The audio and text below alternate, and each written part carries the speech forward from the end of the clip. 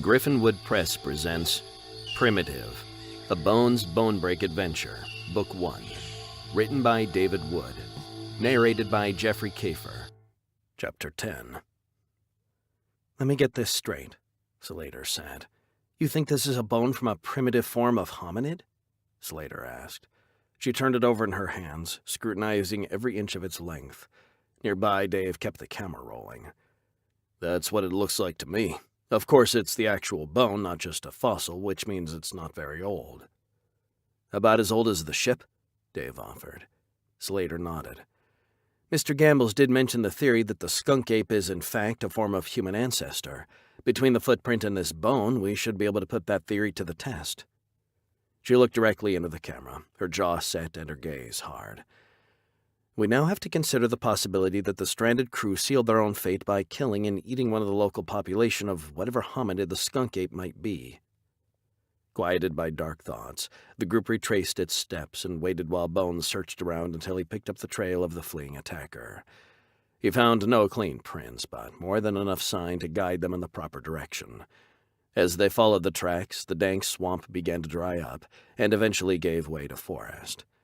It was early afternoon when Bones spotted something in the distance. "Somebody lives there." Up ahead in a clearing stood an old mobile home. A sagging, makeshift covered porch sheltered the front door. A rusted-out 1968 Camaro stood on blocks amidst a patch of tall weeds. Behind the trailer, a decrepit outbuilding hugged the tree line where the forest resumed. To the south, a rutted dirt road wended its way into the dense foliage and vanished from sight. "I wonder who lives here," Slater whispered. "I don't know, but it's a shame they didn't restore that Camaro. What a waste." Bones moved a few steps forward, still scanning the ground. "The tracks end here. Whatever we're chasing, it must have skirted the clearing." "We'll see if anyone's home," Slater said. "They might have seen something." "Does anyone have dueling banjos playing in their head right now, or is it just me?" Dave whispered. Carly giggled. "I'll bet you'd be good at squealing like a pig." Dave raised his middle finger and kept the camera rolling. Tension cramped Bones' shoulders as they strode across the intervening space between the tree line and the old mobile home. His eyes flitted about, keeping alert for danger. Slater noticed. "What's wrong?" she asked. "It's just a house." "I've got a feeling that any second now some dude in a John Deere hat is going to jump out of the woods with a shotgun and start blazing away." Slater chuckled, but Dave missed a step, and Carly's eyes grew wide. "I was kidding about the banjos. Do you really think it's dangerous?" Dave asked. "Probably not. It's just that redneckish places like this put me on edge." The sagging steps up to the front porch creaked under Bones' weight, but they supported him. Just as he reached the porch, Slater grabbed him by the arm. "Let me do it. I don't look as intimidating as you." She winked and slipped past Bones, who backtracked down the steps and moved to stand beside Dave. Slater knocked, a dull sound in the quiet clearing. No answer. She knocked again. "I don't think anyone's home." A note of hopefulness rang in Dave's voice. "Let's just keep following the trail." "Third time's a charm." Slater raised her fist to knock again, but the door flew open and an angry face poked out. "This is private property. What are you doing here?" The speaker was a white-haired woman no more than 5 feet tall. Sharp blue eyes gleamed in the midst of a craggy, sun-weathered face. Slater introduced herself and explained that they were a television crew investigating local legends. If she thought her fringe Hollywood credentials would earn her any points with this woman, she was mistaken. "I don't know no legends. You need to get on out here before I call the sheriff." "I done called him, Granny." A familiar figure appeared in the doorway. "You'll be here any second." Jack froze when his eyes fell on Slater. "What are you doing here?" "You know these people, Jack?" The old lady rounded on her grandson, eyes flashing. "He tried to kill us," Bones said. "I didn't." Jack took a step back, but his grandmother snatched him up by the hair and hauled him out on the porch with surprising strength. "Were you messing around with that rifle again? I done told you it's for hunting and nothing else. If you can't be responsible, I'm going to take it back from you." She glanced at Bones. "I'm surprised the big fella didn't take it away from you and whoop your butt with it." Bones chuckled. He decided he liked this lady. "Actually, he directed us right into a tiger trap," Slater said. Jack held up his hands. "I didn't know that pit was there. Ow!" His grandmother gave his hair a twist and then let him go. "You knew. Now go fetch me a switch." As Jack trudged down the steps and toward the woods, head hung low, she folded her arms and addressed the group. "I hope none of you have any objection to some old-fashioned discipline. The boy ain't got no mama, and someone's got to teach him to mind." "I've lost count how many times I've been switched in my life," Bones said. "Even now I think my grandfather would whip me if I stepped out of line." "If you don't mind my asking," Slater began, "have you seen anything unusual here?" "Unusual?" "Something attacked us in the woods. We followed its trail, which led us here. I'm just wondering if you saw who or what did it." The old woman shook her head. "Just me and Jack here." "The pit we fell into, what's it for?" Slater asked. The sound of a car approaching drew their attention, and they turned to see a police cruiser rolling slowly up the driveway. "You'll have to ask him." That ended the conversation as she stepped back inside and closed the door. The car rolled to a stop, and Deputy Logan stepped out and closed the door behind him. He pocketed his sunglasses and took a seat on the hood of his car. "You mind telling me what you're doing here?" "We're doing an investigation," Slater said, coming down off the steps. "Something attacked us in the park. We followed its track, which led here." "What do you mean by attacked?" Logan kept his tone level, but something in his eyes suggested alarm, even fear. "Something was chunking rocks the size of my fist at us," Bones said. "Any one of them could have killed us." "Don't you mean someone? There's not an animal around here that can throw a rock unless the gators have figured out how to slap them with their tails." Slater cocked her head. "Isn't there?" "What's that supposed to mean?" Logan snapped. "Deputy," Bones began, "there's not a man alive who could throw a rock that big with the velocity those things were flying at our heads." "We also found footprints," Dave piped up. Slater turned a hard eye on our cameraman, whose face reddened.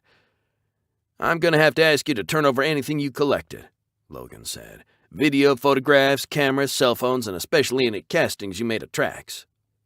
"On whose authority?" Bones resisted the urge to get in the deputy's face. "The county sheriff's department, that's who." Logan rested his hand on his sidearm. "Don't make me arrest you." Slater moved between Bones and the deputy. "First of all, you and I both know the law. You don't have probable cause to confiscate our property. Second, everything is already uploaded to the cloud. Photos, video, audio, all of it. Taking our belongings would be a waste of your time and ours, and it would make unwanted publicity for your department." Logan's jaw worked as he stared past Slater at Bones. "We might as well tell them, Pa." Jack's voice broke the tension as the young man slunk out of the woods, trailing a long, thin stick behind him. "He's your kid?" Bones asked. Logan nodded. "Tell us what?" Slater asked. "Nothing," Logan said. "Just go on and tell them." Jack's grandmother called out the front window. "You knew it couldn't last forever." Logan's shoulders sagged. "I suppose you're going to find out sooner or later. Turn your camera on and let's get this over with." He flashed a rueful grin at Slater, who stared at him with a bemused expression. "You ain't figured it out yet?" Slater shook her head. "The skunk ape is just a myth. We've been faking it." Chapter 11. Slater appeared poleaxed. After a few seconds of stunned silence, she found her voice. "Who is we?" "Me and my boy." Logan pointed at Jack. "But before we go any further, I have to ask you, don't show my face or give my name. Don't show my house either. I want that in writing." Slater sighed.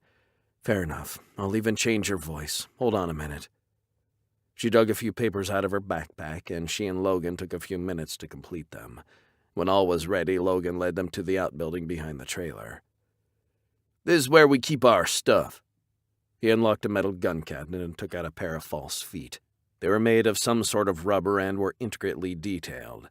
All the lines and creases one would expect to see in an actual foot were carefully rendered. The big toe was angled downward so it would bite deeper into the earth than would the other toes. Velcro straps extended from the rubber on either side. Presumably, the wearer could strap them to whatever shoes he had on. Bones took one and looked it over. It was about the size of the other prints they'd seen. It certainly could have been the source. "What about weight distribution?" Slater asked. "If someone with an average-sized foot wears this, the weight will be too close to the center." "It's got a metal frame inside. It distributes the weight but still has a little flexibility."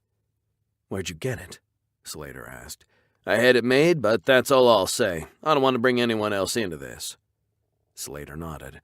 But why go to all this trouble? What did you hope to gain? Logan smiled sheepishly. I could tell you it was about publicity for the town or to keep a favorite legend alive, but it wouldn't be true. The fact is, I did it because I thought it was funny. It started out as a way of messing with campers, rattle the bushes, leave a couple of tracks, and get out of there. He chuckled. I got bored with it, but then I started hearing about a fella named Gambles who was taking the skunk ape thing way too seriously, so I decided to mess with him too. We met him, Slater said. He'll be disappointed when he hears. Don't bet on it. He's one of them true believers. If he doesn't want to hear it, it'll just bounce right off of him. Logan looked down and scuffed the dirt with his booted toe. Anyway, I started feeling bad about that, but then Jack got curious, so I let him do it sometimes. What about the strong smell? Carly chimed in. Bobcat urine, fox urine, whatever the store's got in stock. You can buy that stuff? Dave asked.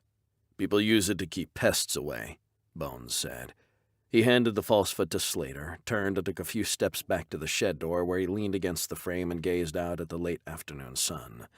Jack was approaching, walking gingerly and grimacing. Apparently his grandmother had put the switch to use. The sight of the boy sparked something in his mind. So which one of you attacked us today? It must have been the boy. Logan spat on the ground. I'm sorry about that. I'm sure he wasn't trying to hurt you. He just has bad aim with that sling of his. A slingshot couldn't throw a stone as large as the ones that were hurled at us, much less achieve the velocity, Slater said. Those things were really flying. It's no exaggeration to say we could have been killed. Not a slingshot, a sling. You know, like David and Goliath. They're easy to make. I don't see how Jack could have done it, Bones said, turning back to face Logan. This place is a long way from where we ran into him. How could he have come here, gotten what he needed, and then gotten back in time to attack us? It's not a long way if you know where you're going. Jack had arrived at the shed. I knew I'd left some prints in the swamp, so I sent you that way and then ran home to get my stuff. I figured I'd track you down and mess with you a little. I flung a few rocks at you and then took the long way home. You were following my trail, which is why it took you so long. We did take a lunch break while you made the casting of the footprint, Bones said to Slater. But still, Slater began. Bones shook his head. It doesn't matter. We solved the mystery. I'm sorry it's not what you hoped it would be, but at least you have your answer. I'll give you all a ride back to your car, Logan said. That won't be necessary. Slater bit off each word. We can find our way back. Please, I've done you wrong. At least let me do this one little thing for you. He grinned at Bones. I also won't make an issue of the incident that happened at the river.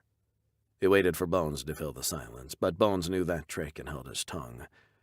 Two boys said a great big Indian jumped them and stole their truck keys. Had to pay a locksmith to cut a new set. It serves them right, Carly said. Logan laughed. I'm sure it does. Them two are no good. I've been dealing with them for years. Now, how about that ride? Chapter 12. The alarm on his phone vibrated. Bones rolled out of bed and shut it off. Midnight. Time to move. While the Currig in his hotel room brewed a cup of strong coffee, he bathed his face in cold water and then trickled a little down the back of his neck for good measure. He had reluctantly declined Slater's invitation to dinner in favor of an early bedtime, knowing he'd be up in the middle of the night. When his coffee was ready, he grabbed it along with his keys, strapped on his recon knife, pocketed his mag light, and headed out the door. The soupy Florida air enveloped him in its damp arms the moment he stepped out the door. No matter how long he lived, he doubted he'd ever grow accustomed to the humidity. He spared one longing thought for the lumpy mattress and blasting air conditioning in his room, and then closed the door behind him. I knew you didn't buy his story, said a soft voice. Bones grinned. I wondered why you gave up so easily. He turned to see Slater sitting on the floor, back against the door of her room. Smiling, she cracked open a can of energy drink. I didn't want to pound this baby until I was sure you were coming out. Drink it slow, those things will mess you up. Bones winced at the sound of his words. Caution was Maddox's thing, not his. Understood. Help me up? She reached out a hand and Bones hauled her to her feet. So, what's the plan? Here, I'll show you. He took out his phone and called up the map he'd studied earlier. Logan's house is here near the bend in the Miyaka River. This area here is pure swamp. It's no man's land all the way to the spot where I estimate the sunken galleon sits, and well beyond. I think it's worth checking out. We'll park down the road from Logan's house and try and find the trail." 40 minutes later, Bones pulled his truck off to the side of the rutted dirt road that led to Logan's home. He pulled into the woods out of sight of the main road and cut the engine. "Do you want to wait here while I see if I can pick up the trail?" he asked Slater. "Not a chance. You'll go on without me, and I'll be left sitting here looking like an idiot." She reached into her backpack and took out a small handheld video recorder. "No cameras," Bones said. "What are you talking about?" "This isn't for the show. This is about satisfying my own curiosity." He saw the hard look in her eyes. "If you bring a camera, I'll just slip off into the woods and leave you wandering till morning." Slater looked like she might take that as a challenge, but then her shoulders sagged and she returned the camera to its bag. "You're an ass, you know that?" "I know. My sister reminds me every chance she gets." Slater cocked her head. "You have a sister? What's she like?" "Pretty, like you. Abrasive personality, like me." While Slater chewed on that, he reached into the glove box and took out his Glock. He checked the magazine and then slipped the holster onto his belt. "You're not thinking about shooting Logan, are you?" "I'm not thinking of shooting anybody. I just want to have the option in case we're forced to defend ourselves. Come on, we're wasting time." Using only the moonlight to illuminate his path, he led the way into the woods. A few minutes later, the mobile home loomed in the distance. A single light glowed from somewhere inside, but otherwise all was dark and quiet. "Do you need my flashlight?" Slater whispered. "I've got it covered." He took out his mag light, into which he'd slipped a red lens, and turned it on. "White light would draw too much attention and would screw up my night vision. This way we're unlikely to be spotted." "You're smarter than you look." "And you're not," he replied with a wink. "Point for your side." Bones carefully searched the area behind the outbuilding where Logan had shown them the false feet earlier that day. Finally, he came across a partial print and then another. "We've got a trail," he whispered. "That took a long time. Think we'll be back in time for breakfast?" "I always tell a lady to plan on being out all night. This time is no different." He winked, though he was sure she couldn't see it in the dark. "If we're lucky, the tracks follow that trail up ahead." He pointed to a game trail that wound off into the forest. They hurried along, and Bones was encouraged to find enough tracks and sign to keep them moving at a steady clip. Whatever had passed this way, it had been in a hurry. Here and there he picked up shoe prints the size of a youth or a small man. Jack had been this way. The path curved around to the southeast, bending back toward the swamp. The air grew dank and the ground sloppy. "Do you think we're headed back toward the old ship?" Slater asked. Bones shook his head. "Wrong direction, I think." He froze. A powerful stench wafted through the night air. "Get down." He put his hand on Slater's shoulder and forced her down into a crouch. "Do you see something?" "Not yet. I caught a whiff of something, so I'm playing it safe. I don't want any big rocks flying at our heads." He waited, looking and listening, but nothing seemed to be about. "I guess we follow our noses." He turned out his mag light, drew his Glock, and began to move forward. "Don't use your gun on them," Slater pleaded. "Not unless it's in defense of our lives. I generally don't relish killing. There have been a few people I didn't mind taking out, but they all deserved it." "If you say so." The trail soon disappeared, giving way to soggy earth that squelched with each step, threatening to suck the boots off of their feet. Slater let out a small gasp of surprise as she suddenly found herself ankle-deep in muck. "So gross." She grimaced as she slowly worked her foot out of the mire. "We won't be able to go much farther, I don't think." "Don't be so sure. There are stepping stones up ahead." The faint slivers of moonlight cast a thin silver glow on a line of flat stones in the midst of the swamp. "Where do you think it goes?" Slater asked. Bones took a deep breath. "Only one way to find out."